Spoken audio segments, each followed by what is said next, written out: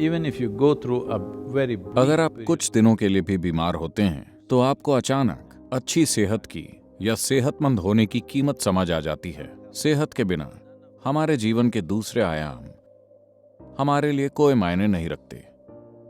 अगर सेहत न रही तो काम, परिवार, धन, दौलत सभी अपना मोल खो देंगे। बुरी सेहत हमारे पास बुनियादी तौर पर दो तरीकों से आती है।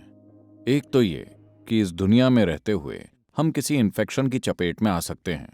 अगर आपको इन्फेक्शन होता है तो आपको डॉक्टर के पास जाना ही चाहिए, क्योंकि इन्फेक्शन एक बाहरी हमले की तरह है। इससे हमें युद्ध स्तर पर निपटना होगा।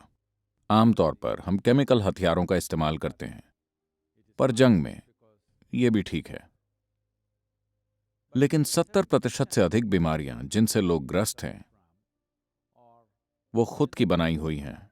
वो ऐसी क्रॉनिक बीमारियां हैं जिन्हें हमने खुद अपने भीतर बनाया है। हमारा अपना ही सिस्टम हमारे खिलाफ काम करने लगा है।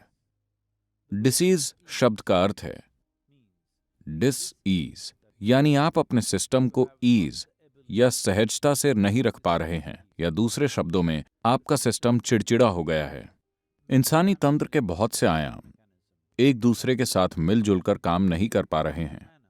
थोड़ा बहुत घर्षण मौजूद है, जिसके कारण कोई ना कोई बीमारी होती रहती है। कोई भी बीमारी आनुवांशिक नहीं होती। हो सकता है कि हमारे शरीर का कोई अंग आनुवांशिक रूप से थोड़ा सा कमजोर हो, हमारे माता पिता की तरह, और इसलिए हमें भी वो बीमारी हो सकती है अगर हम भी उसी तरह की लाइफस्टाइल से होकर गुजरते हैं। लेकिन ये दिखाने के कई सबूत मौजूद हैं कि अगर हम अपने शरीर, मन और ऊर्जा के साथ सोच समझकर काम करें तो जो बीमारियां हमारे माता पिता को थीं, जरूरी नहीं कि वो हमें भी हों। अगर हम अपने जीवन को थोड़ी और जागरूकता से चला पाएं तो ये प्रक्रिया आसानी से पलटी जा सकती है। योग में हम इस मानव तंत्र को 5 परतों के रूप में देखते हैं। शरीर की 5 परतें।